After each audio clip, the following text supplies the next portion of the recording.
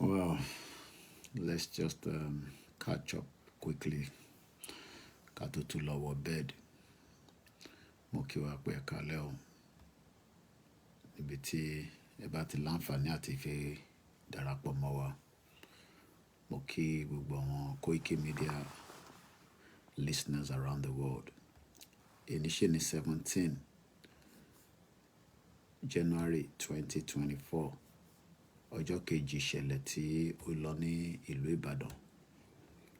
Mo kí gbogbo ọmọ Yorùbá pé a kú bí gbogbo ẹ̀ ṣe ń lọ tí à ń wò lọ́tùn lósì. Kọ́ Ọlọ́run Elédùmarè kó wà pẹ̀lú ilẹ̀ Yorùbá, kó fi ṣọ́ ẹ̀ máa ṣọ́ wa. Bí a ti ṣe ń kúkú sọ náà, àní jẹ́ kó sú wa. Even though pé ọ̀pọ̀lọpọ̀ èèyàn ti fi máa get tired. A gbọ́dọ̀ jẹ́ ká get tired. Mo kí àwọn team wa, ẹ má bínú pé a fún yín ní heads up pé a máa come on. Gbogbo tá máa fi ṣe program tálẹ̀ kò ní pẹ́ rárá. Torí mi gan fún ara mi, I need a lot of sleep. Torí gbogbo àìsùn tá ti ṣe láti àná títí di wákàtí. So ẹ bá wa manage broadcast yẹn tó bá ṣe wà lálẹ́. But as usual, we try to make sure pé gbogbo platforms wa ni ó máa ń lọ lórí live. Àní kan tá tó fẹ́ sọ ju pé gbogbo tí gbogbo ọ̀nà kókó ti gbọ́ tá ti rí self determination. Òun náà ṣe ni the only solution sí gbogbo tó wà nílẹ̀. Yorùbá independent country. Òun ni ó lè bá wa yanjú ọ̀rọ̀ tó wà nílẹ̀. No going back. Kò ń ṣe eré RIP fún àwọn tó kú ní Ìbàdàn. So many things has gone wrong. But bàbá sọ lọ sọ́bọ̀. Èyí tó important ni pé ṣáwọn ọmọ Yorùbá fúnra wọn gan ti ready nísìn pé kí olúkálùkù kó ṣe tiẹ̀ fún rẹ̀. Àbá ṣe ń dúró pé kí ló máa ṣẹlẹ̀ àti pé ọ̀nà wo ni a fẹ́ gbà. Iṣẹ́ tèmi ni pé kí n jáde gẹ́gẹ́ bí sọ̀rọ̀sọ̀rọ̀. Bàbá sọ lọ sọ́bọ̀. Ó kù sọ́mọ Yorùbá lọ́wọ́ bóyá wọ́n fẹ́ túra wọn sílẹ̀. Tọ́ba náà wọ́n túra wọn sílẹ̀, kò sí nǹkan tá lè ṣe sí. A bá sọ̀rọ̀ títí di ọ̀túnla mẹ́wàá. Ọmọ Yorùbá tó bá máa fi dọ̀sẹ̀ kan nísìn, gbogbo ohun tó tún ṣẹlẹ̀ àtútù kúrò lórí ẹ̀. Nǹkan míì la tún máa sọ. So at the end of the day, sometimes you ask yourself, kí ló ń ṣe wá gan? Kí là ń dúró dè? Gbogbo àwa campaigners, Yorùbá nation, ojoojúmọ́ la fi ń jáde, la fi ń ṣe program. Àwọn tí ó jẹ́ Koikimedia team, ojoojúmọ́ ni àwọn náà ń jáde. Nísìn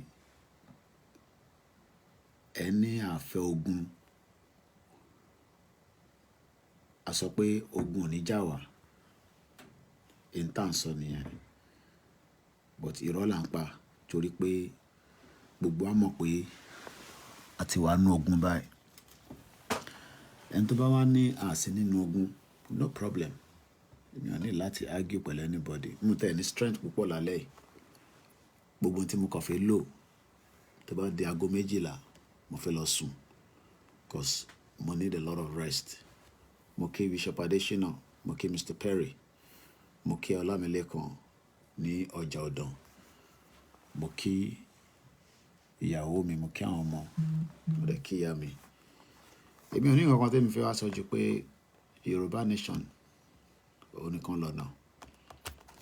Ẹni tó bá ti ń sọ pé ọ̀nà kan tó wà níbì kan, you're wasting your time. Nigeria is gone. Kò sí nǹkan kan tẹ́nì kankan lè ṣe láti rectify problem tó wà nínú Nigeria. So the best option náà ni pé kólúkálukú lọ de ọmú yẹ̀mú, kólúkálukú lọ ṣe tiẹ̀. Ìyẹn kúkú ní ká má bára wa ṣe. Ìyẹn ò ní ká má bára wa ṣe. In areas tá bá ṣe feel pé a lè bára wa ṣe. But ẹni tó gbádùn Nigeria gan, àwọn gan ló wà behind kí Nigeria kó má pín. So máa ń yà mí lẹ́nu pé ẹmọ̀ tó bá tẹ̀ já àwọn tó ń gbádùn Nigeria ló ń sọ pé ká má pín Nigeria. It's a different thing. You know, mo ti jẹ oúnjẹ lálẹ́ díwọ̀n bá tí mo lè jẹ. Bí wọ́n bá jájẹ jù, ìyẹn máa lọ toilet lọ yàgbẹ́ ni.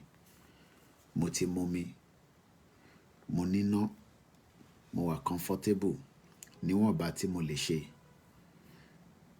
Ìta kúkú ń bèrè náà ni nílẹ̀ Yorùbá àbí ní Nigeria, because Nigeria is still a country until ìjọ tí ó bá collapse completely. Mo kí bàbá mi Waris Jinadu, mo kí Mr. Adekunle Ale, wọ́n ní thanks you very much my dear for the good job. Yoruba nation now, no going back. Láti Israel, ìlú ọba lẹ́yìn wà yẹn. Mo like it, boy.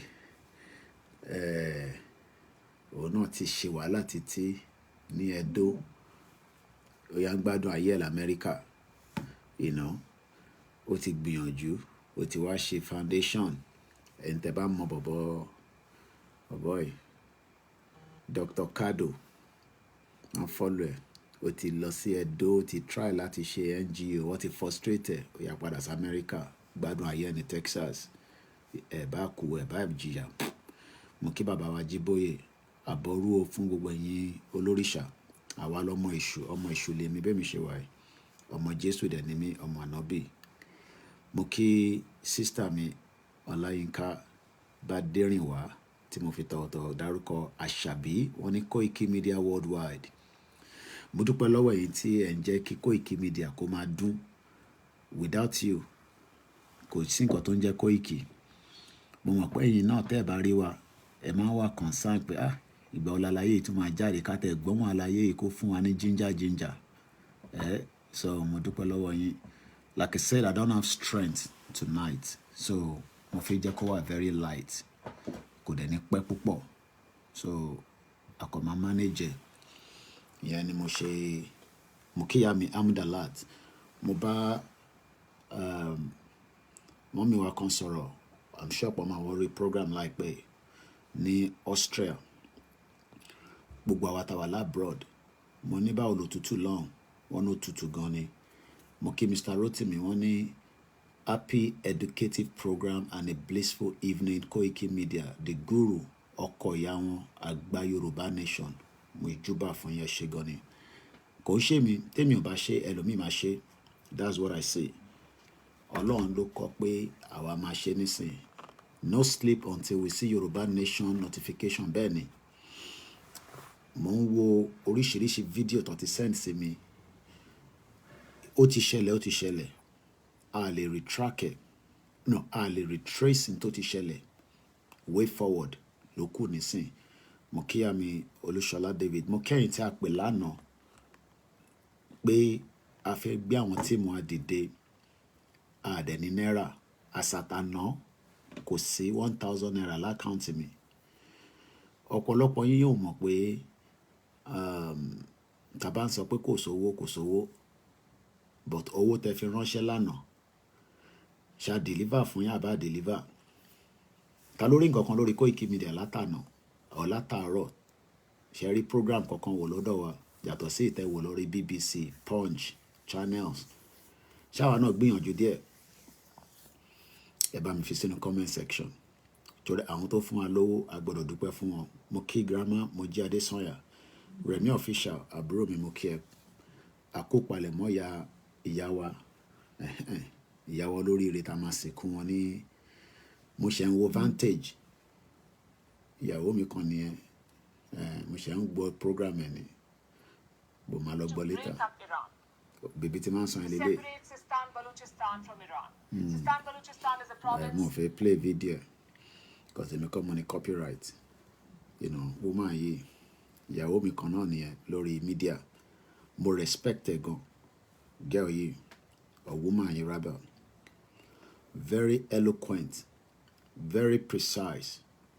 Auntie mi David ẹ ṣé gan ni. Owó tẹ fún mi lánàá. Òru àná ni mo bẹ̀rẹ̀ sí ń pè àwọn ọmọ mi pé iṣẹ́ yá o. Iṣẹ́ wà fún lẹ́wà. Ṣé mo deliver díẹ̀? So that bá tó wá béèrè owó níjọ́ mi. Ẹ rí pé mo ṣe wà nínú pyjamas mi, ẹ̀yin dẹ́n wò mí, ẹ rí pyjamas mi. Àtàárọ̀ báyìí. Ìyàwó mi bẹ̀ mí pé kí n wá ṣàjẹun, kí n lè ní strength. Ẹ̀gbọ́n mi Yẹmí Fátókè ẹ ṣé gan ni, triple DRS. Wọ́n ní good evening bàbá Yorùbá. Bẹ́ẹ̀ ni, èmi ni bàbá Yorùbá nation. Bàbá Akíntóyè pè mí láàárọ̀. Oníṣẹ́ kan tí mò ń bá wọn ṣe tó ń bẹ̀ mí. Àwọn náà mọ́ mi. Wọ́n ní daddy, àbẹ́rẹ́ ní tó tún ṣẹlẹ̀ báyìí. When I told you Nigeria is not a country, it's a country. Yomi, I know you are stressed out by now because I watched you throughout yesterday until you finish. Thank you very much. Yeah, I was very tired yesterday. Very tired. Mo ti sùn díẹ̀, but tó bá máa fi di 12, mo máa end program mi so that ká lè sùn padà again. Kò mú ní láti tètè jí jáde láàárọ̀ la. Stone Cold sọ pé Koiki, do you know you do well, Mr. Koiki? May I tell? At least I don't compete pẹ̀lú àwọn tó wà nílé now. What happened in Ibadan, sir? Ọpẹ́ Olúwa Astrop, ìyá dáadáa. Mo bá sister mi kan sọ̀rọ̀ ní US. Ẹnìkan máa ń sọ pé mo ní sister kan ní America. Lára kò gbọ́ Yorùbá dáadáa. Máa ń tease wọn àti àní gbọ́ Yorùbá. Bó fẹ́ràn Yorùbá gan. Mo dé dárúkọ state ẹ̀. Ó náà mẹ́fà, just 6 of them, nílùú tiẹ̀ gangan ní state ẹ̀. Àwọn máa transform ẹ̀ sí standard of New York. Tàbá lè gba country wa. Ó fún mi ní assurance yẹn. She's very boxed up, olówó gan, but she's doing very well. Ó pè mí láàárọ̀ nígbà tó ń lọ síbi iṣẹ́. Kò get me. Mo wá pè padà.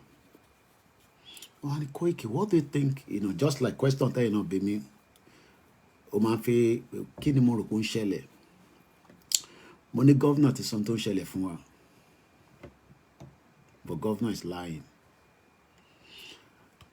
I don't think they want to create panic and reprisal. Showing boy right, reprisal be, yeah.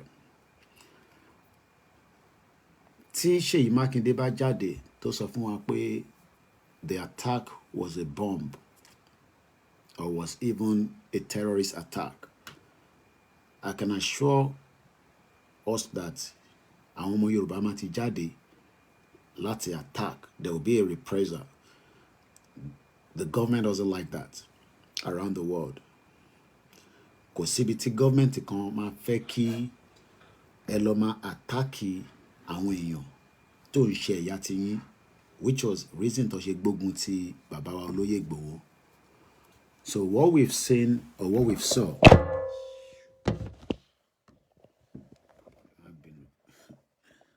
Mo fẹ́ set Instagram yẹn phone yẹn wá já wálẹ̀. Ẹ má bínú.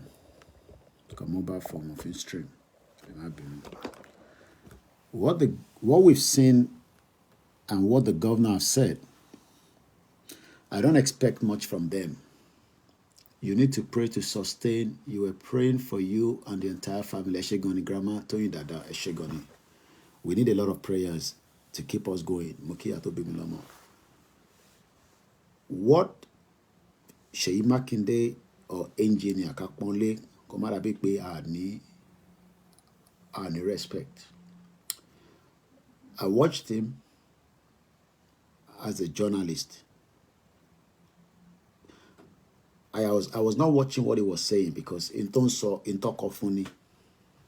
I think to prepare from Kotowasi Wabayin Soro. You need to just watch the body language. His body language yesterday till today. Mukida, they were Prophet Adéyẹmí Ọlárẹ̀wájú, ẹ ti bínú sí mi pé Koiki kí ló dé, mo ti pè títí ò dẹ̀ gbé kọ́ọ̀lù mi, ṣé mo ṣẹ́ ni? Kò dẹ́ jẹ́ pé mo béèrè owó lọ́wọ́ ẹ náà, gbé kọ́ọ̀lù mi, mo fẹ́ ṣàdúrà fún ẹ ni, ẹ má bínú sí mi alàgbà. Mo láwọn wòlíì tó máa ń pè mí gan tó máa ń ṣàdúrà fún mi. Bàbá yìí náà jẹ́ ẹyọkan nù wọn, ẹ má bínú dáadé. À sọ̀rọ̀, ẹ má bínú sá. Ṣèyí Mákindé knew more than me and you. Governor ni. And as a sitting governor, ẹ ṣé gan ni sir. Thank you so much. As a sitting governor, he has a lot of security intelligence on his desk. Lójoojúmọ́, Ṣèyí Mákindé bá dé ibi iṣẹ́, wọ́n gbọ́dọ̀ fún ní security in tó ń ṣẹlẹ̀ ní state. That is why we call him Chief Security Officer for the whole state. Koiki, your Yoruba is fluent now. I give you up. Ṣé pé Yoruba yẹn ti dá díẹ̀? Mo àdúpẹ́ lọ́wọ́ olóyè Ìgbòho. Olóyè ò ń bá mi sọ English. Tolóyè bá pè bá Yoruba ni. So mo dúpẹ́ fọ́lọ́run. Ẹ ṣé gan ni. Mo ń gbìyànjú. The word calm, Egbolenu, Governor Makinde, he get a lot of security briefing. Ẹ ṣé gan ni Mr. Larry Jinadu. Ẹ máa comment. Èmi náà ń lo comment yín àfi ń dán sọ̀rọ̀. He has a lot of security briefing. He has details of what is happening in his all 33 local government. Mọ́mí mi Astrop béèrè pé Koiki kí lèmi rò pé ó ń ṣẹlẹ̀ ní Ìbàdàn. Ká má wà sentimental. Mo kí àwọn tó wà ní Ṣàgámù, àwọn Koikimedia team. We are preparing for next month and we are preparing very hard. What Ṣèyí Mákindé has done is just to calm us down. Nothing more than that. Wọ́n gbọ́dọ̀ calm us down because the country right now is in tension. Tension wà nílé.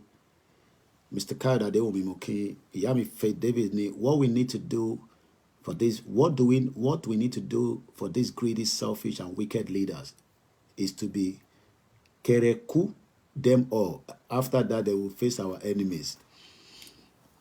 The governor doesn't want us to get panic, even though there's panic already. They are never going to tell us the truth of what has happened. So if anybody is looking for the truth, let's just not bother. Our tawaje omolu, our citizen, Nigeria is still a country, like I always say. So even though Ali Sokwe, we are Yoruba nation, we are Yoruba people, but there is still a country called Nigeria. So just for the narrative, what they've told the Nigerians, Atenitoje Nigerians to one abroadies, to all abroad, to that any nationality me, is not to give us the impression that we are in danger and not to put us in panic, because the last thing you want to throw to your citizen is panic. Ṣé kí Ṣèyí Mákindé kó jáde kó sọ fún wa pé terrorists ló wá bọ́ǹbù Ọ̀yọ́ state? He's not going to tell us that. I am not here to defend him, but he has the security briefing of the state on a daily basis. This is what they promise us. Renew Shege, top to bottom. We are in for Shege, wallahi. Mr. Victor Adebayo, wisdom talk from you. Eshegoni. Even on Kogboyini, wallahi. Ṣèyí Mákindé would not come out and say terrorists have attacked his state. That means he has lost it. Tó bá jáde tó bá ti lè sọ bẹ́ẹ̀, that means he has lost it. But in a civilized society, bí ọ̀dọ̀ tiwa, we will say that it's a terrorist attack. Then àwa máa wo kí ni review ta lè ṣe. Look, UK lost the plot in 2006. Àwọn tá bá wà ní UK, gbogbo àwọn ìyá mi, àwọn àǹtí mi, àtẹ̀yin tẹ̀ṣẹ̀ ń dé, kọ́lọ́n jẹ́ ẹ̀yin tẹ̀ṣẹ̀ ń dé kẹ́ lè settle down pẹ̀lú wa. Ẹ má pọ́njú. Owó yẹn máa dé, but kò wá ní speed. Because owó monthly là ń gbà nílùú yìí. Kò dẹ̀ sówó yahoo. Àfẹ́ni tó bá tún ṣe oríṣiríṣi nǹkan míì. A máa ń ṣiṣẹ́ nílùú yìí ni. In 2006, UK was bombed. In 2006. Mo kí ẹ̀yin tẹ́ ń darapọ̀ mọ́ wa. Bishop Adeshi, I'm trying to catch up with the comment. Comment here, Mr. Adeyemini, the bomb was IED C4. I swear is a terrorist attack. But that didn't mean Seyi Makinde is not going to tell us that. Africa will take the stage here. Africa will take the stage. They be pé wọ́n lè jáde kó sọ fún wa pé what took place was a terrorist attack. We are working on it. We are moving very swiftly to track down who and who is behind. Team mi ṣiṣẹ́ behind the scene, especially Anikona on team mi tó yẹ pé quietly. What he does is he goes out in the media, especially after the incident. Látànà, mo ní resources pé a need owó kò ṣe pé just we are moving to see kí làwọn èèyàn sọ in different places, because èmi ò lè gbọ́ gbogbo tí ó ń ṣẹlẹ̀ ní gbogbo Nigeria in terms of what is happening, but wọ́n gbọ́dọ̀ fún mi náà ní debrief yẹn lèmi náà máa mú wá fún yín. Some of the debrief I've picked up in the Atiwani exactly 24 hours aftermath of the event. Ṣé mọ̀ pé àìtí máa pin ẹni tó ṣe kíní yẹn wọ́n ti fún wa ní picture lórí social media. Àìtí rẹ̀ ọlọ́pàá àbí bí I'm wrong. Ṣé anybody ti rí picture? Ṣé anybody ti rí picture kankan? Has anybody seen any picture? Prince Ademola Heritage ní Koiki, you will be telling us that it's illegal mining. That is what the governor said. I'm telling you what the governor said. The governor said yesterday at almost 2 a.m. No, yeah, because time will apari program lano. We finished our program at about 2 o'clock. Moment mo ṣe program itan lano, tí mo padà sórí Twitter. 3 minutes after that, ni wọ́n ṣe post the video governor. Ṣé mo pé mo kọ́kọ́ sọ fún yín pé governor sí ní Ìbàdàn. We clarified that because later I find out pé Bisi Akande held his birthday in Ibadan yesterday. But mo mọ̀ pé governor ti lè ṣe fàájì lọ sí Abuja. So he flew back to Abuja. Ẹ lọ wo video tí mo ṣe lánàá. Tó bá yẹ pé mo rí video governor lánàá, màá play fún yín. The governor said it's an illegal mining. So, do I agree with him? No, I don't. He's telling lies. He's not capable to come out as a man to tell me that that was a terrorist attack. As far as I'm concerned, on my platform, it's a terrorist attack. You don't have to agree with me, I care less. All indication of what happened is a terrorist attack. Mr. Adeyemini, but why our kings and government in Yoruba pretend as if nothing is happening? Well, they will pretend because they can react. There is a big tension in Nigeria right now. Paris TV anymore can comment on only no picture anywhere. I am sure there won't be. In 24 hours, I see the picture in it ni ilé. Mr. Mark Steven, no lie, Mr. Koiki 100%. What happened yesterday, you don't have to believe me, is a terrorist attack. No but, no if. We were attacked yesterday by the terrorists. It is a plan that has been going on for some time. It was just executed as a testing ground. We should prepare to make sure that the next one doesn't happen again. It's as simple as that. Mo ṣe kúrò lọ́dọ̀ sister mi Yorùbá Wuyi, mo ti gbọ́ ọmọ Luka. In between period tí mo tún fi jí nìyẹn, mo wà lórí phone, ìyàwó mi máa ń wonder pé báwo mo ṣe ń ṣe. I listen to 3 programs simultaneously. Màá gbé kan sétí, ìkan wà on, ìkan wà on. Mo dẹ̀ tún lè máa báyàn sọ̀rọ̀ lórí phone. But your governor is not bold enough to come out and say that Ibadan was attacked by the terrorists, but we are working on it to make sure that we can go after them and neutralize them. Moki 60 Angels TV. Yes, ní CCTV in Nigeria tó pọ̀. I don't dispute that. But ilé kan jáde láàrin ilé yẹn tá ń gbọ́ pé ilé kan, there's a particular house. Till now, no pictures, no image, no name. Ṣé mọ̀ pé we have not been given a name. Ìyẹn ni Bishop ṣe sọ pé ṣé wọ́n rò pé àwọn ará Ìbàdàn mọ́ nínú Bishop ẹ máa ká lo ará Ìbàdàn. Ará Ìbàdàn are intelligent people. Àwọn ará Ọ̀yọ́ are intelligent people. Engineer Ṣèyí Mákindé ni onírọ́. Ẹni mi ni mo sọ bẹ́ẹ̀. He's a liar because he knew what has happened in the Oyo state, but he does not want to create any more panic for the state. The governor, according to Bishop Adesina, is contradicting himself. He said it is illegal mining, but he says again that the miner is a registered company. If it is illegal mining, how come they are registered? Mark Stevens said the aftermath of the explosion is similar to the one in Gaza. We need to be prepared. Mo rí video man kan tí ó ṣòlé wọn láti ta wọnú bedroom wọn is 5 minutes 14 seconds. He said the same thing. But this look like Gaza. Keep the comment coming. Ìyá mi Mojí Adéṣọ́lá ní ẹ kú iṣẹ́. May God turn his back on them and expose them as the people rise up against them. Mr. Eri, it is a terrorist attack, rocked by bomb, explosion by the Boko Haram Fulani Islamist jihadist terrorist. Prince Heritage sọ pé why is it registered? Màá sọ̀rọ̀ níbẹ̀ yẹn.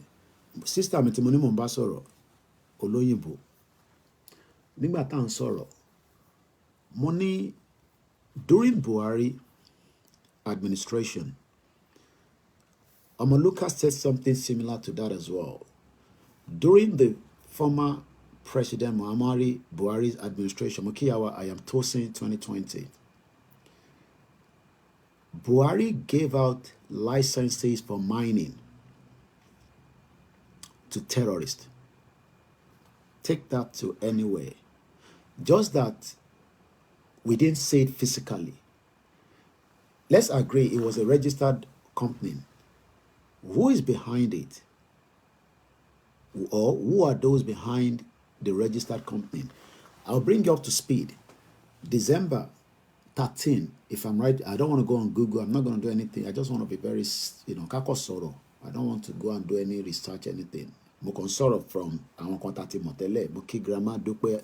Want to know where is safe again in that country. God evening, my brother Ikaboma. Motiri mom semi. I guess she's busy as well, but she will pick up along the line. Moki baba kitoye.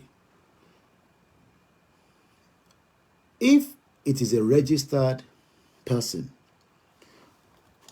ẹni tó fún ní license, right? Let's say this is a license. Ẹ gba license Mr. Koiki, ẹ máa fi ṣe organization yìí. We must have a name. We must have details. Why are they not releasing that details out within 24 hours to clear the air? It shows that Toba release details here. Toba release èmi àtẹ̀yin a lọ ṣe background check pé talẹ́ni ibo lòun ti wá ṣọmọ Nàìjíríà ni ṣára wa ni who is he?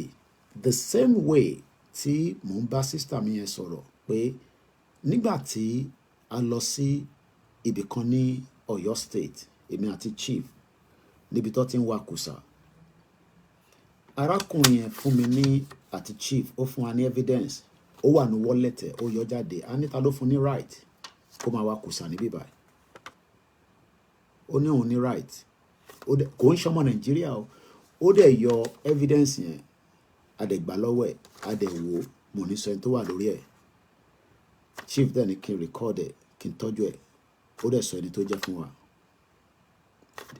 The same thing was repeated by Dele Alake in December, that àwọn tó wà behind illegal mining. Ẹ mọ̀ pé a lot of things is happening in Nigeria, so it is very difficult for us to catch up. Illegal mining, Dele Alake mentioned a month ago, and the same illegal mining has created one of the most biggest catastrophe, not in the history of Nigeria, because ogun ti ṣẹlẹ̀ ní Nigeria rí, 5 million people were killed in the southeast, but tá bá ń sọ̀rọ̀ catastrophe of 21st century, tí a kò máa ẹ mọ̀ pé n táwa máa ń rí lórí social media láwọn ìlú míì, àwa ń rí lọ́dọ̀ tiwa ní close to us. Is it the same people tí Dele Alake ń sọ ni wọ́n activate ní Ìbàdàn?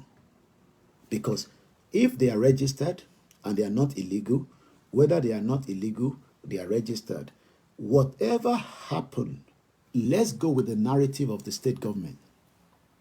Whatever happened yesterday has now created havoc for lives and properties of people. From what my team, because money team kan tó yẹ pé iṣẹ́ tí wọ́n ní pé lójoojúmọ́ they vet through different things happening in Nigeria and the report. Èmi náà máa ń gba report lórí desk mi ní every morning. Money tó ń ṣe night, money tó ń ṣe day. That is the job. Iṣẹ́ tí mo gbà wọ́n fún nìyẹn. In the last 24 hours, they've been snooping around, you know. So what we do is we spread the whole information. Àwájọ jókòó. Kí ni wọ́n sọ níbẹ̀ yẹn? Àmú lọ sí bíbá. Number one, ọlọ́mọ ajẹ́ ká rìn níjọ́ ibi ń pọ̀nà. A UK-based person died yesterday from my intelligent gathering. Ẹni tó lọ láti London kò survive. This is how things would come close to us. Látànà títí di wákàtí, governor fún mi lórúkọ, kò fún mi ní picture. So, wọ́n mọ̀ pé táwọn bá fún wa lórúkọ, àwa máa lọ ṣe investigation wa pé company náà ẹ fún wa lórúkọ company nìyẹn. We need to know the name of the company. Why are they hiding it in, why are they hiding the name of the company? Ṣé company tó jẹ́ pé Fúlàní terrorist ni wọ́n gbéjọba lọ́gbé fún? Mo ní Buhari, what he did was not just open the borders, ó fáwọn èèyàn ní license fún mining. And in mining, you will need dynamite. You will need a lot of things like explosives. Àwọn kankan wà nílùú yìí tẹ́ pé tó bá wọ store, wọ́n expect pé o gbọ́dọ̀ ra ju certain quantity lọ, especially when it's got to do with explosive. Tó bá ti ń rà léraléra, wọ́n gbọ́dọ̀ clock ẹ̀ pé ìwọ ló ń rà. Wọ́n dẹ̀ gbọ́dọ̀ mọ irú iṣẹ́ tó ń ṣe. Wọ́n gbọ́dọ̀ ní data or data.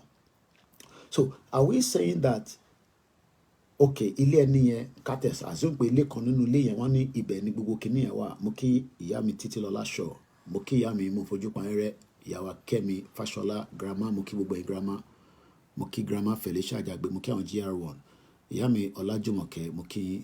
Keep the comment coming, I'll catch up. Paris sọ pé the same way we had a prison break in Oyo State and the same governor was to install CCTV, that never see the light of the day. So let Oyo State get prepared. Ask God voice of one. So Koiki, this thing is not mining explosion, definitely. Moke easy. Moke Ntewa lórí Twitter. Yami Faith Davis is a pathological liar. Ìyẹn Governor Engineer Seyi Makinde. Yes, they need to be anxious in the restless with all the happenings, but this is the beginning of the end. Remember what the late Malafia said about that is coming down. Mokiba Bamiola Dele, wani bí ọ̀tá bá fẹ́ bọ́kọ̀, Yorùbá nation ló máa dúró gidigba ní àṣẹ Èdùmàrè. Mo ti ń ka Yorùbá díẹ̀díẹ̀ o, ẹ bá dúpẹ́ fọ́lọ́run, alhamdulillah. Wọ́n ní ànípín lọ́mọ kí ìlú Nàìjíríà nítorí pé ó ti sú wa, Yorùbá nation ní ọ̀nà àbáyọ láṣẹ Èdùmàrè. So In the last 24 hours, kí ni intelligent fún wa? Nothing. No snoop to the story. The governor spoke. I listened to his press release again.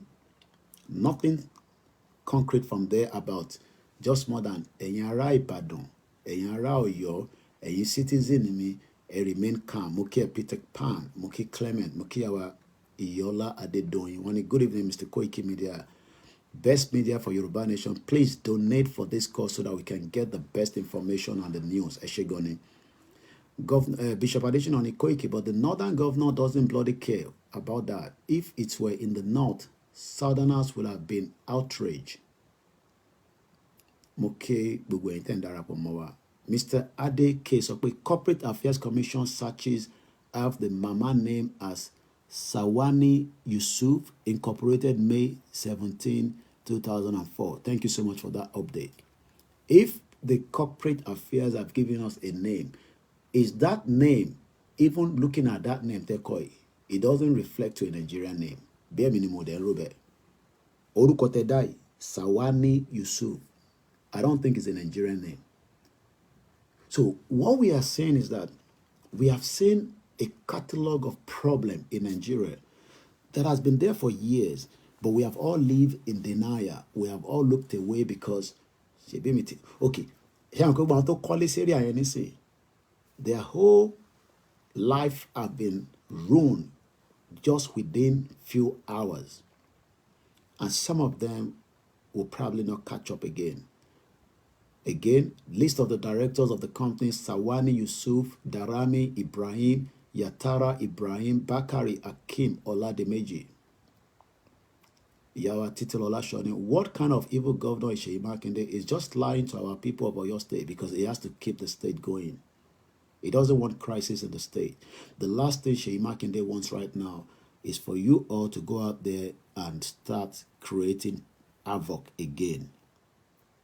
3 of the directors are from Mali. Jẹ́mọ̀ pé intelligent and for me, èmi ò tẹ̀ research débẹ̀, but àwa ti rí video evidence tó wà lọ́wọ́ mi tí èèyàn kan sọ pé arákùnrin tó ń gbé nínú ilé yẹn kò ń ṣe Nàìjíríà. And wọ́n dẹ̀ ní ẹni tí ń gbé níbẹ̀ for the last 12 years. Kódà wọ́n náà ti competition lé lórí. So that means the state governor is aware of that house. Let's go with the narrative of either registered minor, illegal minor, whatever they were putting in there, be it Omoluka Shisolori programming.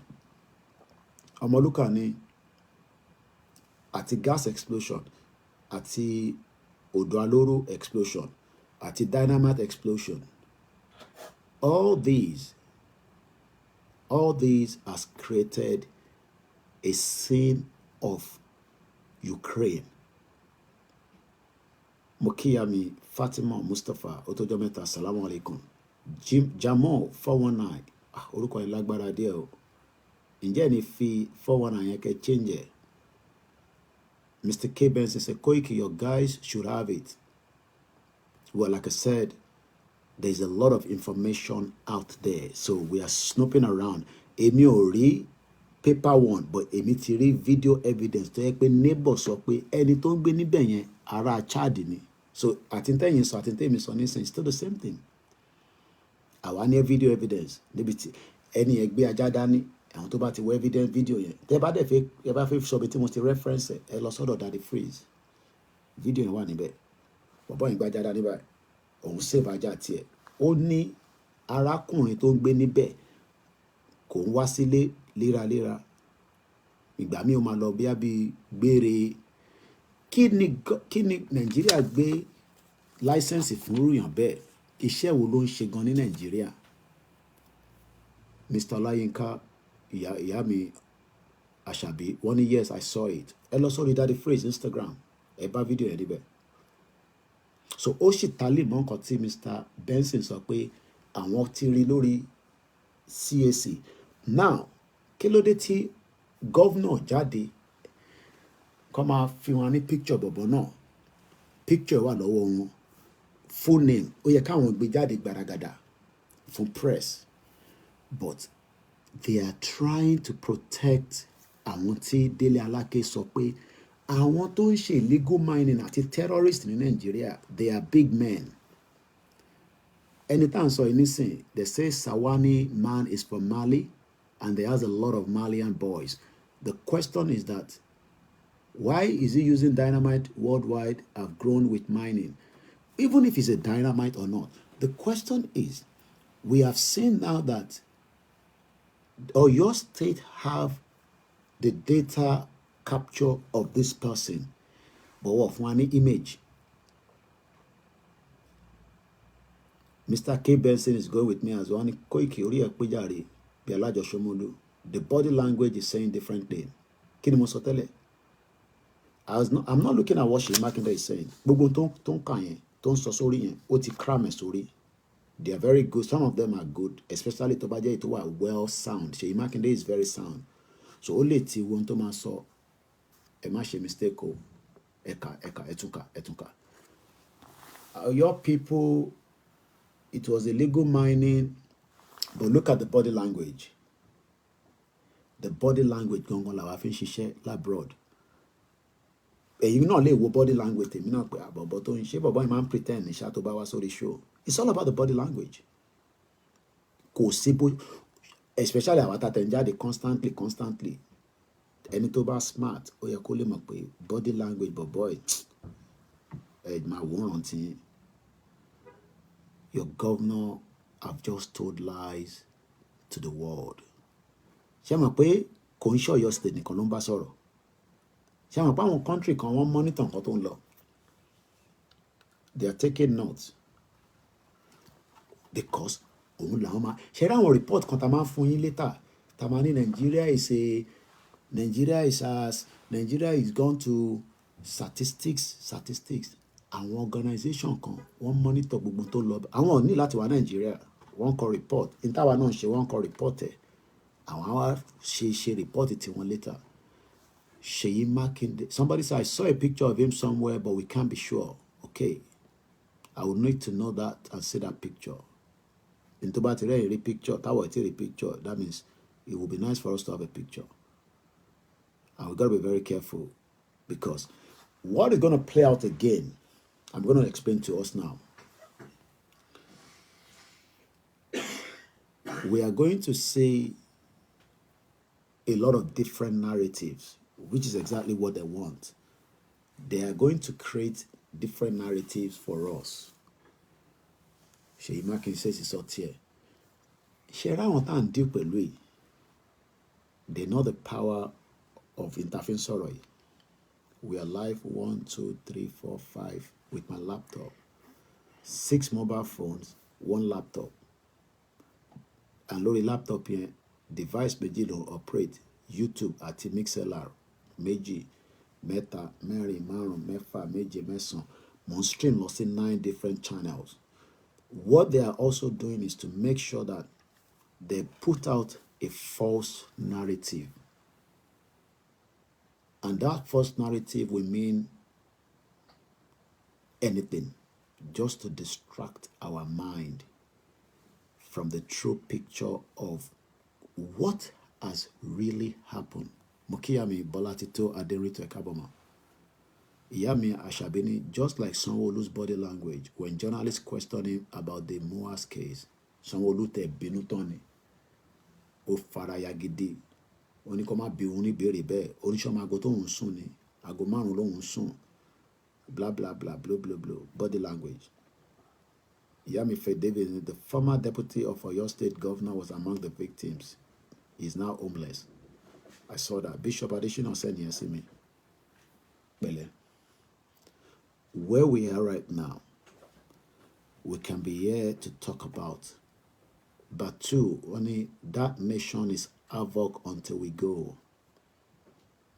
Mokiyami Fatima Mustafa. And think by the Daruko, be more commenting. I'm comment now lórí platform wa me, but I hope I'll pick it. Moki Silver Badmus. Moki Iyawa Ajala Bolatawa Kalitu. Olórúkọ ẹni mímọ́ mi kan. Ẹ ṣé gan ni ma. Where are we right now? What is the next thing? Okay, after all this, then what happened? Inquiries, investigation. Tinubu ti ní káwọn NEMA kó lọ support governor. Mo rí fídíò kan tí wọ́n ṣe send sínú group kan tí mo wà nú ẹ̀. Ó dà nípa Abuja, one show of military, no, police vehicle. Wọ́n ní kó lọ parade gbogbo Abuja. Ìyá mi Àṣàbí ní, the Lord is your banner, white lion. That will never get stained in Jesus' name. Mo ṣàmì rẹpẹtẹ sí. Mo kí bàbá wa, ìyá mi Akínadé Ṣeun, ẹ ṣé gan ni gbogbo ẹ̀yin mọ́mì wa. Obìnrin máa wà very concerned gan ju ọkùnrin lọ.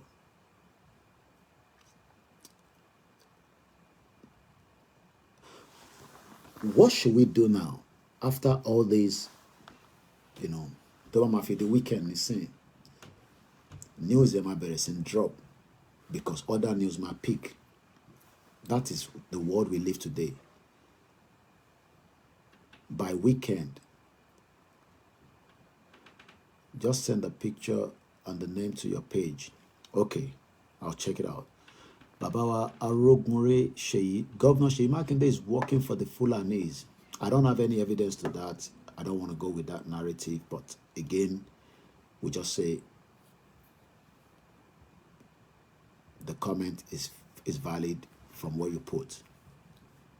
I don't know what information Tebani.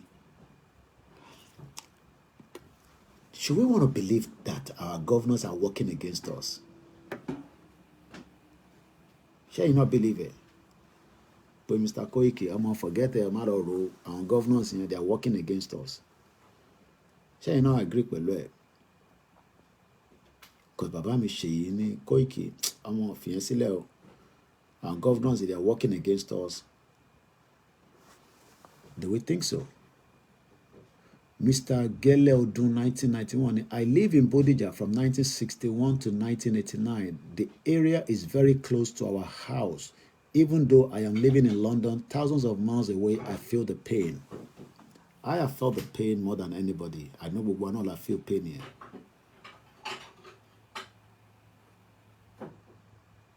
Yawa Bola Titoni, can you remember about a few days ago that those criminals were in our home and offices? Whom do you expect? Comment to Kuni. All right, Jackie, what's the Bishop Adesina, he lists out characteristics of bomb detonation and the aftermath results. What do we do after this? Bishop Adesina sọ nǹkan kan, mọ́mí mi kan tó pè láti Australia tí mo bá sọ̀rọ̀.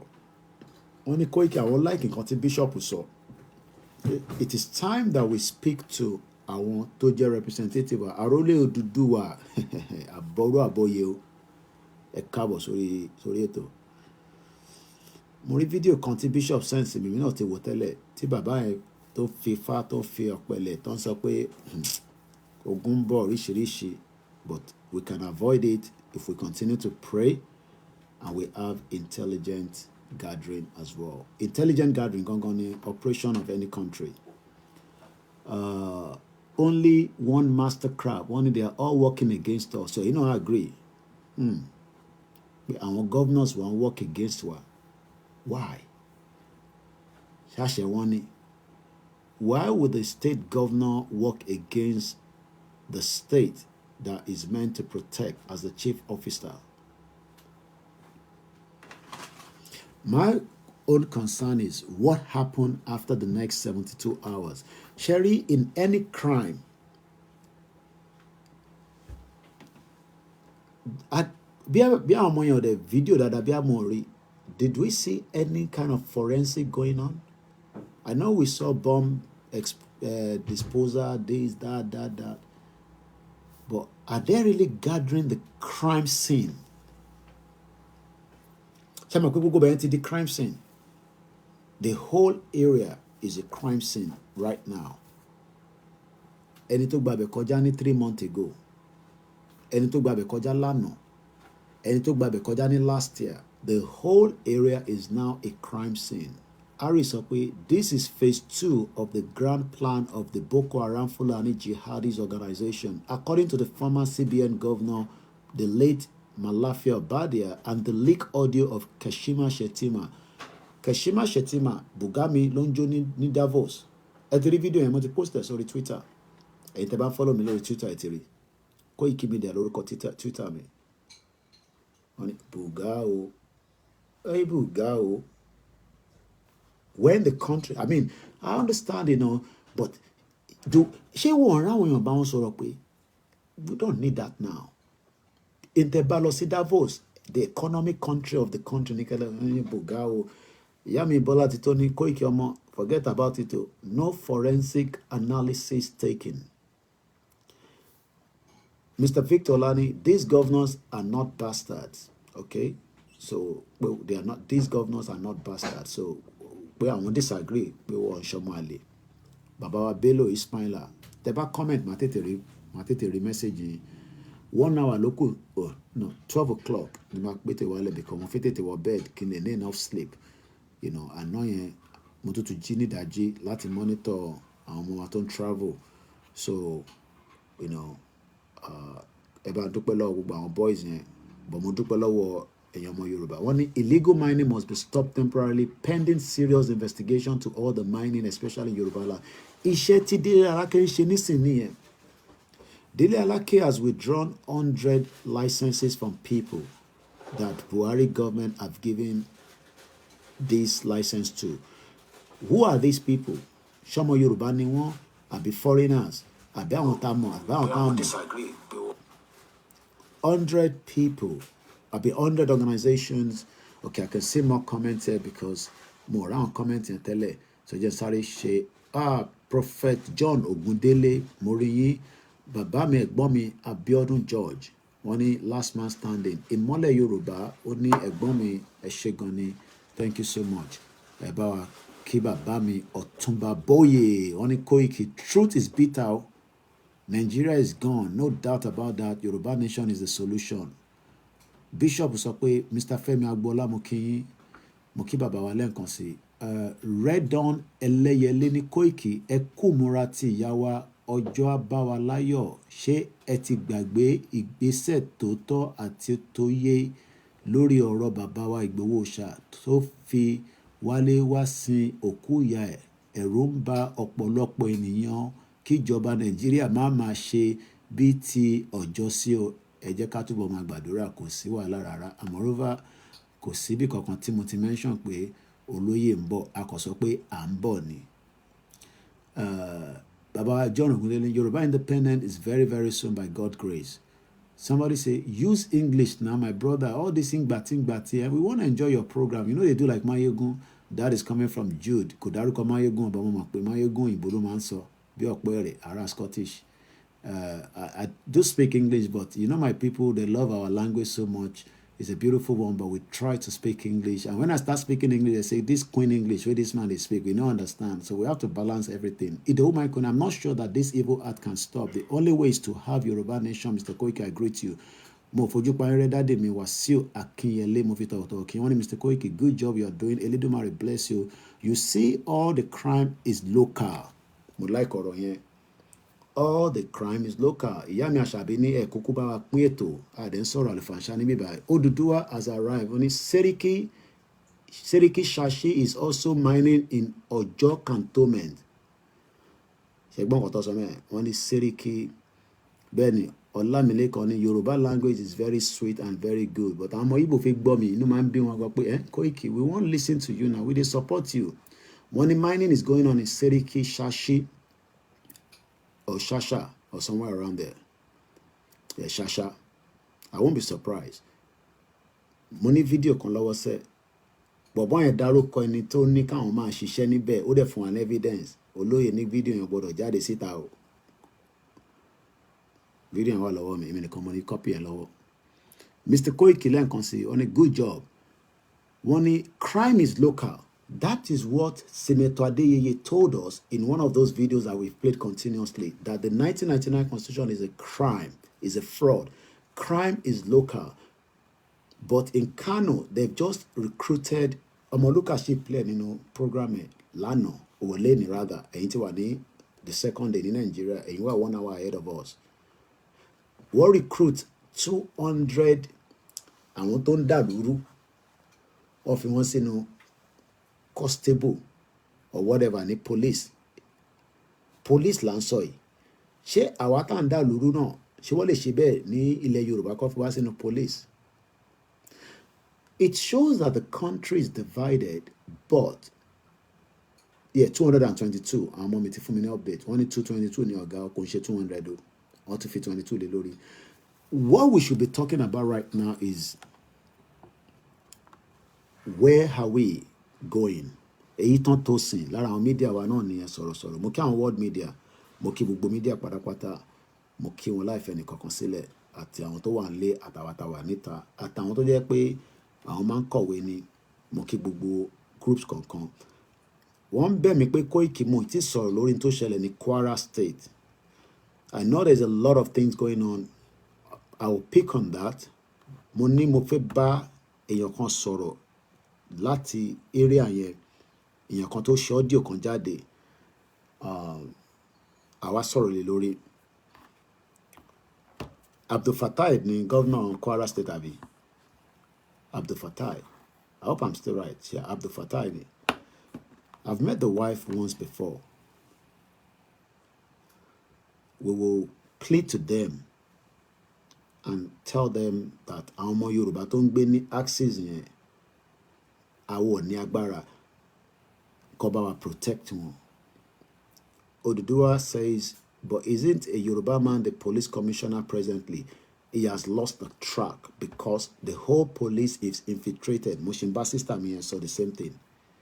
But I saw in Abuja today, àwọn ọlọ́pàá wọ́n ṣe show of shame. Ọkọ̀ mọ́tò kejì jáde, ó pọ̀ rẹpẹtẹ, ó dà ń pé ẹgbẹ́ tó kù ní kó lọ flush anybody out l'Abuja.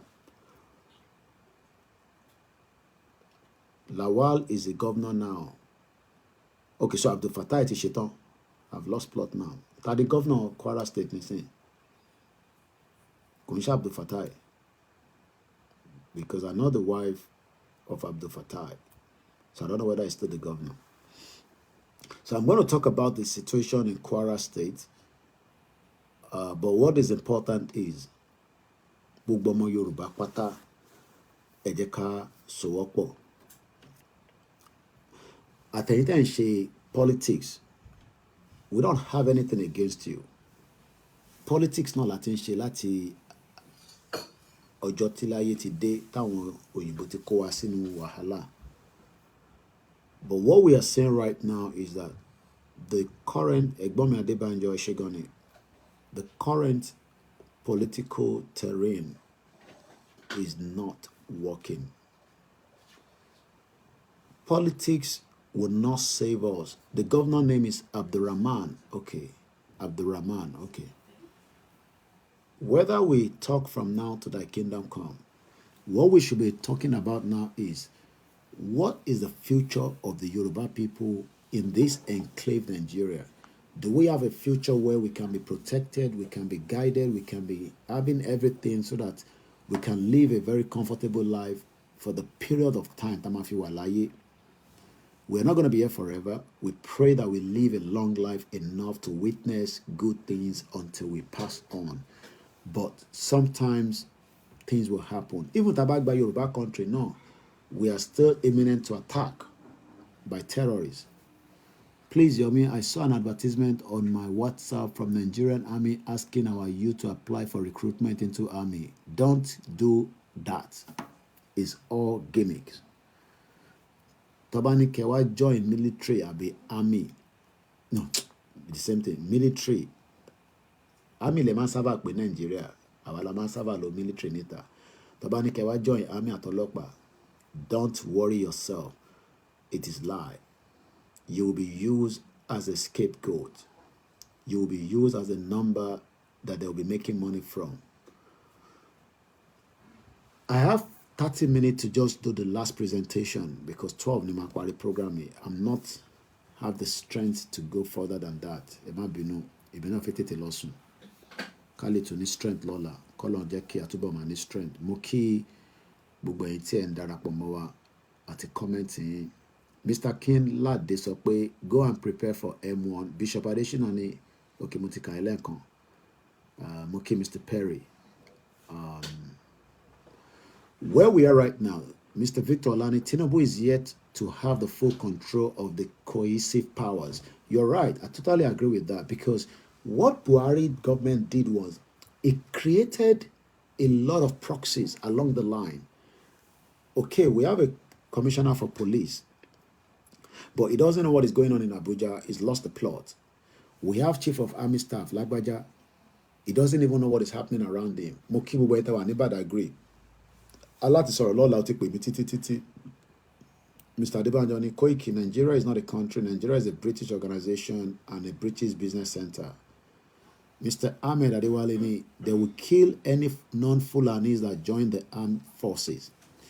Àwọn ọmọ wa kọ̀ọ̀kan tó wà nínú Belisin, they are still struggling.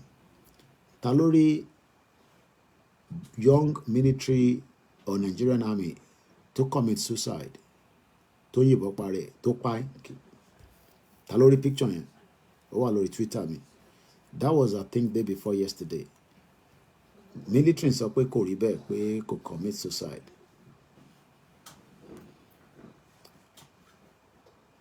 What we should be saying right now is we must come back to the round table. Àtẹ̀yìntẹ̀ ní ẹ fẹ́ keep Nigeria tẹ́ ń ṣe olóṣèlú, because a lot of Yoruba people in Ibadan olóṣèlú ni wọ́n. Ẹgbẹ́ kan lọ́kọ̀ fi ń gbọ́ Yorùbá nation, olóṣèlú gidi ni gbogbo wọn. Òṣèlú kọ́ là ń sọ nísìn. Èyí tán tó sí náà ń rí ẹ̀. Téèyàn bá commit suicide, ìbọn tó fi yín rẹ̀ kò ní wà ní ẹ̀yìn ẹ̀, iwájú lẹ̀ kó wà tó bá yẹ kó ṣùtà rẹ̀ lóòótọ́. Bí ó ti mọ̀ kankan tó fi pàdánù. Just like bó ṣe pa Tolúlọpẹ́ Arótilé. You will never get a true picture of anything in Nigeria because they don't want you to have a true picture. Wọ́n tún sọ̀rọ̀ ti military officer female kan tó jáde bí wọ́n fi tọwọ́ bọ̀ ní ìdí ló tètè pariwo síta. Mo rí fídíò yẹn. Army respond lẹ́sẹ̀kẹsẹ̀ pé àwọn ń deal pẹ̀lú ẹ̀. Girl kan náà jáde tó ń complain. Àwọn tó wà bold enough tó ń jáde nìyẹn. Tolúlọpẹ́ Arótilé did not have the strength. Tẹ́bátẹ̀ wo statue ẹ̀, ọmọ kékeré but ó good gan láti Kogi state Okun. Ó ní àǹtí mi kan sister Ellen, you know, the same axis ni wọ́n lọ́jọ́ wá pẹ̀lú. Wọ́n dẹ̀ máa ń good gan tó bá ń ṣiṣẹ́ yẹn in terms of maths. Tolúlọpẹ́ was a very brilliant officer. The first helicopter combat pilot, well trained by Nigeria but killed by Nigeria because he was firing the Fulani terrorists from the top. Pẹ̀lú helicopter tó bá gbé dókè báyìí, wọ́n ní tó bá ń bá sọ̀rọ̀ kò ń dáhùn, mo máa ń switch nǹkankan off, á pa gbogbo wọn dànù. So wọ́n rí pé eléyìí ò ní gbọ́ràn. So they took her out. Láti gbà yẹn, àìtí rí replacement, but ọmọ Ìjẹ̀bú kan náà wà mọ́ pé wọ́n ti dè yẹn dáadáa, àwọn family ẹ̀, àwọn èèyàn dúró de Jésù nìkan. Ẹ mọ̀ pé àwọn méjì ni. Girl kan náà wà because our family girl yẹn ti reach out sí mi láti South Africa. There's another person, girl kan náà wà tó jẹ́ the same category pẹ̀lú Tolúlọpẹ́ Arótilé. Where are we right now is the question in the lips of many people. Our elite, the non-elite, the average Yoruba man, the average Yoruba woman, our sisters, our brothers, with the diaspora. What should be our concern? Our concern is, do we still have a future in Nigeria? In any future in Nigeria? I'm asking this question again, Ekobamifi, yes or no? If we don't have a future, what do we need to do to tell our representatives that we will go after you? And let me clear that part. We go after you, Timomini. I'm not saying we're going after them to kill them. We will make life ungovernable for them in each of the Yoruba states. It's as simple as that. That's the fact. That is, we no go agree.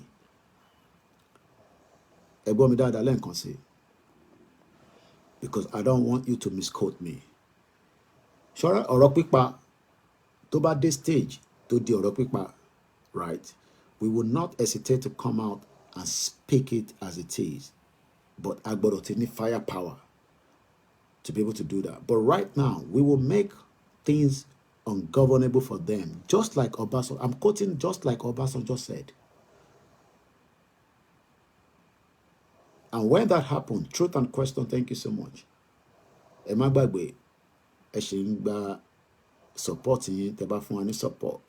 Nothing is too small. It keeps us going for the operation of the media. Èyí tẹ́ ń fún wa à ń rí lò. Èyí tó kù, ẹ mọ̀ kí mo sọ fún yín láàárọ̀. Mo show ìfín ní ìfún yín láàárọ̀. Lára àwọn nǹkan tí a máa fi ránṣẹ́ sáwọn tíìmù wa tó bá ń ṣe interview. A sì fẹ́ rà sí. I think prepare for Kuyawa. 4K lélẹ̀. Mo sì need at least another 6 of these. Ẹyẹ kankan tẹ́ ń raise about almost £200. It's a 4K. So we need more. Then I'm sure I'm retí ẹ̀ báyìí. Then àwọn spy phone làwọn ilé, àwọn fóònù tanná sọ́bẹ̀. If you want to in Nigeria near, this is what a lot of Yoruba people are using at home. It's very sad. Yellow she gbọ́ Koikimedia. If you gbọ́ Koikimedia látara ilé. These are no longer something we should be using in Yoruba land. Tí bá gbélé fọ́mọ mi nísìn pé kó fi ṣeré á kọ́ máa wò pé ṣé bàbá yìí ṣe kò ṣe pé bàbá yìí ó ti mú pàìpàì á kọ́ máa wò ni. Màá test ọmọ mi lọ́la. Màá ní take, I got you a new phone. Màá wò bí a ti bá kọ́ lè pick voice yẹn nìkan kí n record. Àbẹ̀ kí lè lè. Tó bá dé láti school lọ́la lágbára Ọlọ́run. Màá ní mo ti ra new phone fún wọn. Màá wá gbé fún. Á jùmọ́lẹ̀ ni. Pé kí lè lè. That is our ọmọ kékèké lóyè. So, Ejo, we need your support. We need you to give us that funding. We want to make sure that Igbo's Mother's Day, the broadcast will be much more superb on air and on ground. On air and on ground. So we're working very hard towards the day on this platform. All these will be shipped out as soon as I get all the rest of the item I'm still waiting for. There's still more item coming. Where are we right now? And what should we be doing as people? Kilo kuta fe mashe. And what should we do more? What we should be doing is saying to our representative, Alata Moke Olori Ebi, at work supervising a project with £1.2 million with the UK Power Network. Wow. Ashiri, Olori Ebi wa niyan. What in over £1 million lórí Walata bó ṣe wà yẹn, iṣẹ́ tó ń ṣe. Company tó ń bá ṣiṣẹ́ nílùú yìí. Wọ́n dẹ̀ lè afford láti jẹ́ kó lọ. But tá bá gba Yorùbá country nísìnyí, Walata máa yá dànù. But a lè wá sílé nísìnyí, tá bá wá sílé nísìnyí, Ṣèyí Mákindé máa ní ká ṣe tóun bá ní ká ṣe. Kò ní a máa lo 1999 constitution. White Lion, I'm also your person. I don't mind the 4K camera. That. So I still need about 5 of these. I didn't prepare from Okuyawa. Every production the join. Easy. Yẹn ti bínú tán, ó ti ju Kofi wọlé. Ẹ̀gbọ́n mi dáadáa. Where we are right now is Iyami Ashabini. What remains now is propagation of Yoruba nation, no more or no less. How do we then deliver the message to Mama báwọn èèyàn bínú wọn mọ́ọ̀nù, ìnúnú bí wọn, but we must still push the message of Yoruba nation to them. But in terms of one, aláìdániwá, ẹ̀wù ìṣẹ̀lẹ̀ tó ṣẹlẹ̀, èyí tó sọ̀rọ̀. I'm just looking at what people are going to say. Ṣé ọ̀rọ̀ Yoruba nation ló kàn nísìn? In tó kàn nìyẹn. That is the final solution. First and foremost, it will give us access to the real people within the territory. Many might say, Koiki, gbogbo tẹ́ ṣe ń sọ kò ní wá sí straight away, but the process have started already, which is the good thing. In tí yàn bá fẹ́ ṣe, ìyàn gbọ́dọ̀ kọ́kọ́ ìyàn máa gbé ìgbésẹ̀ lé lórí. Ẹ̀wọ̀n kan tó bá gbà gbé ìgbésẹ̀ ní 3 years ago, bí bàbá Akintoye ṣe jáde tí gbogbo wa fọwọ́sowọ́pọ̀ pẹ̀lú wọn, tó lóyè náà jáde, táwọn bàbá wa jáde, ẹ̀yin ìyá wa jáde, àtàrógbó, àtọwọ́dé, àtàwọn dagboru, àtàwọn tó dagboru, even àwọn tó follow Yorùbá Nation campaign tó jẹ́ pé full grown politicians ni wọ́n, àwọn náà wà interested, but in tán sọ ni pé ṣé gbogbo kinní tẹ́ kàn sọ yìí ṣó lè wá símúṣẹ, ó lè wá táwọn olóṣèlú wa tí wọ́n bá serious, but they are not serious. The lifestyle tó fẹ́ máa live, they don't want to sacrifice that for the future tá à ń sọ. Now future tá à ń sọ ni pé future yẹn tá it looks like future, but it is right now. Okay, Akérédolú ti lọ nísìn. The family will never eléyìí ti kú fún rẹ̀. Okay, ó disconnect me. Again to start again. I have just 20 minutes. Ẹ má bínú sí mi. I have just 20 minutes to complete the program anyway. Twitter yẹn ló tán. So let me start it again. Okay, end from there. Phone yẹn kọ́lọ́n kò ṣàánú. So our politicians ní grief fún wọn. Ẹ̀gbọ́n mi dáadáa have not instigated kẹ́múkúmọ̀ àtẹ̀níbọn kàfipá wọn, but we will have to make life ungovernable for them in each of the states until they listen to us. Because if not, our life is all locked up in their hands. I gbọ́dọ̀ lose one dear. How we going to do that is simple. Our voices must come together. Àtẹ̀yìntẹ̀ ń ṣe APC, àtàwọn tá a ṣe APC táwa lórí self-determination campaign, àkínṣe agitators. Èyí tán tó sin ní the journey of 1,000 miles start with the first step. We have started the step. Ẹ̀yìntẹ̀ ń ṣòṣèlú. Many of you are already preparing for 2027, and I'm not joking now. This is not about election anymore. Where we are right now is about our hope and our future, the noble goal and the noble path. The noble goal, kí la fẹ́ aspire lọ́jọ́ iwájú. Tinubu will change whatever he wants to change to try to give us the narrative of a good Nigeria. When he leave power, òun náà máa dàbí Buhari tó máa lọ kí Tinubu, just as we saw Buhari and Tinubu at the book launch. Ṣéyàn lè sọ pé Buhari ló wá di Donzio, ẹ̀ bó ṣe ń wo Tinubu pẹ̀lú very very bad body language. Again, body language. Whether it's the real Buhari or the dead one, I don't care. But hello, video yẹn dáadáa. Ẹ mọ̀ pé Tinubu tún respected, ó tẹríba fún. Buhari ó smile because lọ́kàn rẹ̀ pé the power is still coming back to the north. And the power, if we don't want it to go back to the north, we will all have to stop it now. Àtẹ̀yìntẹ̀ politics, àtàwọn tá a ṣe politics. We can all do it together. Strength that need nísìn, we need to double up the strength. Eléyìí ń sọ̀rọ̀ à ń bára wa jà mọ́. Àti táwọn síra wa, àtijọ́ búra wa. Ẹ̀yin náà ti rí gain tẹ́ fẹ́, àwa náà ti rí gain tá fẹ́. Kí ni gain tá fẹ́ ni pé àwa ti create the public awareness. Ẹ̀yin olóṣèlú tẹ́ ń tẹ̀lé wọn, ẹ̀yin náà ti gbé Tinubu débẹ̀. Now, how do we come around and push the narrative of the main future of Yoruba people? Kódà, I don't care about àwọn Igbo, I don't care about Hausa, even though pé mo nífẹ̀ẹ́ àwọn Biafra. I care less about them tonight now. It is about our own future. British citizen concerned about their future before me.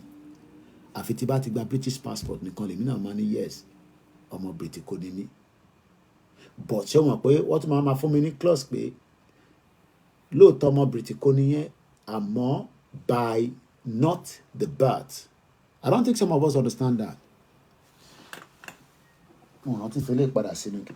Ṣé mo pa wà nísìn by birth is the reason why we are claiming Yoruba land. By birth, pé ibẹ̀ lọ bí wá sí, even though geographically wọ́n pè ní Nigeria, Rugijan mo kí ẹ̀gbọ́n mi, official jẹ́jẹ́ 01.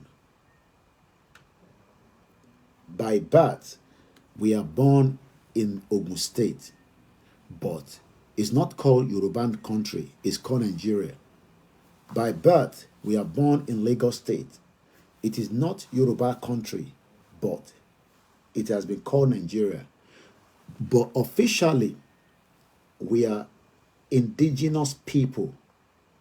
Ìdí táwọn tó wá láti Kaduna, táwọn ṣe máa láti gba certificate, láti fi claim indigene yẹn. Èmi àti yín nísìn, we are not claiming the indigene of our own territory, wherever it could be, from Kwara State to Kogi State. Ẹni Ọlọ́run dá mo kí yín, ẹ káàbọ̀. Love Jane, thank you so much. We are just 15 minutes, so everybody will go to bed early so that we can, even though we sleep with one eyes open, one eyes, because there's a lot happening, but I still need to come off the live stream in 15 minutes so that I can go and lie down on the bed, even if I'm on Twitter, which is what I will do mostly. About the last video of Vantage Kintosun, but at least I will be on my bed. Our all Yoruba people, those of you that disagree with us, and you can be conservative, and you like about Soro because I think link Yoruba with Igbo. All that is not the issue. The issue is our future is important. Látàdúgbò sádúgbò, láti woro sí woro, we should all be coming with one voice. Kí ni future gangan ta fẹ́ lórílẹ̀-èdè tó ń pè Nàìjíríà? Ṣáṣì fẹ́ Nàìjíríà kó wà ká máa oppress ara wa, ká máa parọ́ fúnra wa. Gbèsè tí Nàìjíríà jẹ, it will be split among every nation that dissolve out of the country. And to finalize the last part of this program tonight, our condolences goes to everybody affected, regardless of whether you are not even a Yoruba that live in Ibadan. But mostly, our concern is for the Yoruba people. Ẹ̀yin ọmọ Yorùbá tẹ́ ń gbé nílùú Ọ̀yọ́, ẹ kú ara fẹ́ra kù. Kò sí ìntàlẹ̀ fún yín ju pé kí Elédùmarè àti Jésù Kristi àti Ànábì Muhammad sallallahu alayhi wa sallam kó bá wa dákun iṣẹ́ ibi dúró. But tàbá kúrò ní Nàìjíríà ni o.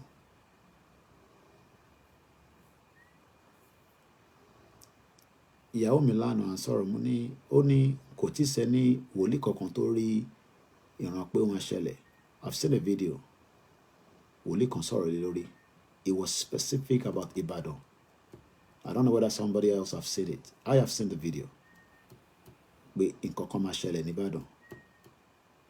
And that was last year. We don't have to believe them. We don't have to agree with them, depending on whatever you believe in. But somebody saw the vision. Bumashele. I saw the video where the person spoke. And I think the Bible story is we start blog on Twitter. Matula double check. Because more not to share. So the timeline to me. More they download video and wale. Somebody's confirming that Babawa Kinla de Lua from Lola said, yes, I saw the video. So we are spiritual people through Ifa. We are spiritual people through Christianity. We are spiritual people through Islam. We are spiritual people through whoever believes in any other thing that they believe in. Yami Davis not that worry. I saw it. Where we are right now is we should go back on the drawing table and say to those that are against us and those that we are against as well. One Prophet Tibetan, also Motiriti Prophet Tibetan. But this one was very clear that there will be something in Ibadan that will move the earth. Tabade won to ṣẹlẹ̀ ní Ìbàdàn lánàá títí di wákàtí. Tó bá dé Ukraine rí, tó dé Afghanistan, or the recent one tó wà glaring, tó dé Palestine, or èyí tó ṣẹlẹ̀ ní Turkey, the earthquake. Ogun ti wà nílẹ̀ Yorùbá. It's as simple as that. Whatever the governor or the government or the federal have called it, in tán pè lógun gangan nìyẹn. Èyí náà lè máa sọ fún mi pé Koiki ìbẹ̀rẹ̀ ogun la mọ̀, àkìmọ̀ parí ẹ̀, ìbẹ̀rẹ̀ ti bẹ̀rẹ̀ o. We are already in the war. Take it or leave it. Whatever the narratives, àti wà nínú ogun báyìí. Picture tẹ́ rí yẹn, images tẹ́ ń rí yẹn, ẹ mọ̀ pàwọ́ tá a sì ń lé. Ìwọ tó wà Nàìjíríà ó lè ṣeré lọ lọ́la. Tó bá sì débẹ̀ ní next year kò ní sí changes kankan. Kódà tó bá ti tún gbogbo bẹ̀ kọ́, wàá sì máa rí debris kékeré kan tó indicate pé nǹkan tó ṣẹlẹ̀ nìyẹn. Ìbẹ̀rẹ̀ ogun nìyẹn. Ìparí ẹ̀ nìkan láì tí mọ̀ nísìn. Because there will be another explosion. It's as simple as that. And we must prepare our mind. Àwọn tá à ń bájà, they are deadly, they are evil, they are callous, they will create chaos. Ìyá kan sá jáde, kò rántí mọ́mọ́ ẹ̀ kúrò nínú ilé. Èèyàn kan sá jáde, ó rántí gbé ajá jáde. That is what they call war. Àwọn kan ti sùn lánàá, ojú oorun ló bá wọn. Àwọn kan ì tí sùn. Gbogbo tá à ń rí lórí CNN tó máa ń ṣò fún yín, òun náà la rí lánàá ní Nàìjíríà, níbàdàn. Àwa tún fi àsìkò yìí, I believe in everything. Ọmọ Èṣù ni mí, ọmọ Jésù ni mí, Mànábì ni mí. That the God of the Yoruba land will protect us, but ó máa fi àmì pé ó máa ṣẹlẹ̀ wọn wá. It has happened. Ó ní ìyá wa kan l'America that speaks to me. She's very, very deep into tradition. I'm not going to scare you. 1 million Yoruba people will die before we get Yoruba nation. Take it or leave it.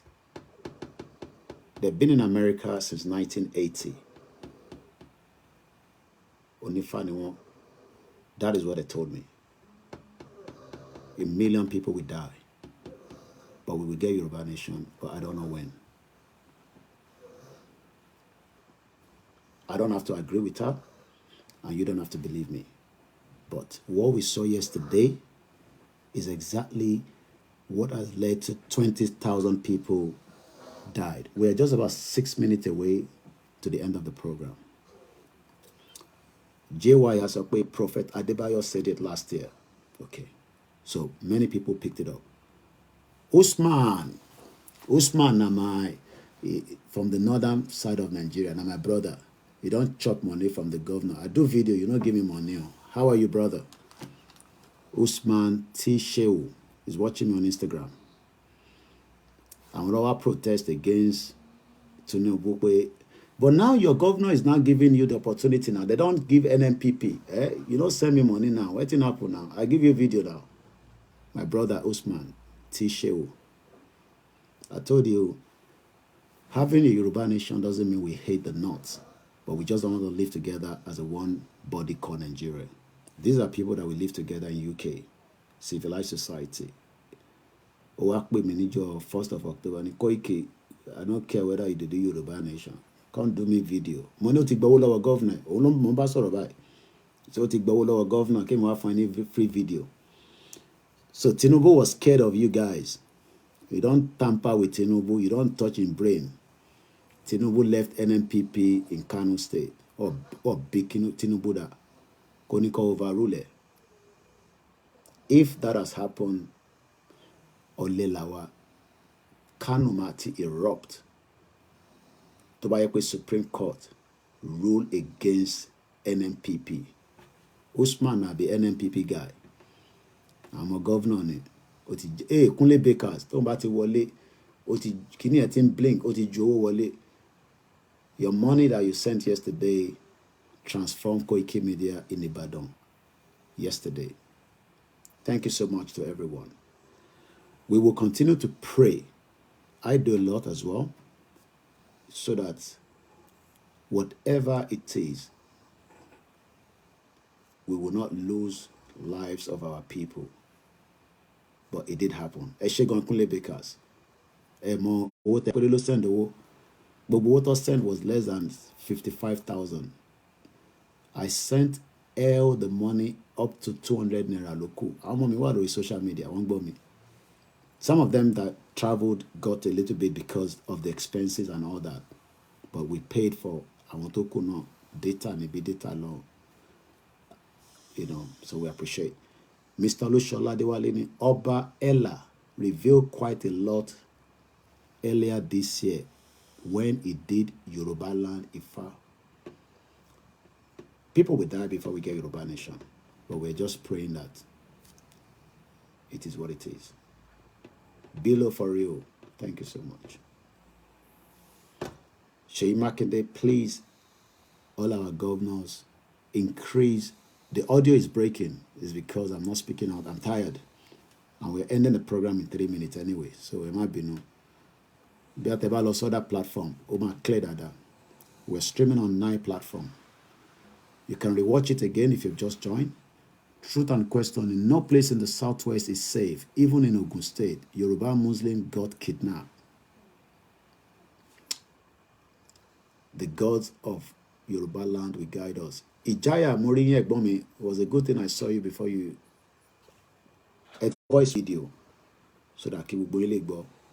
Many Yoruba people are sleeping and they cannot see the danger ahead of the contractors. Idowala de Moki Bubu Musulumi to Alagbaye to Jomo Yoruba. My name is OLAYOMI KOIKI, the last man standing. Yeah. It will happen in our lifetime. Death will come, but it will not mean anything. That we will just remember those that died. A diaspora died in that incident yesterday. Ogbera láti London. Just like Momo to jen Omo Yoruba nation to wà nílé báyìí. Momo be ni yen ṣe Yoruba nation, but Omo Yoruba ni, Omo Nigeria ni. Ó padà lọ sílé.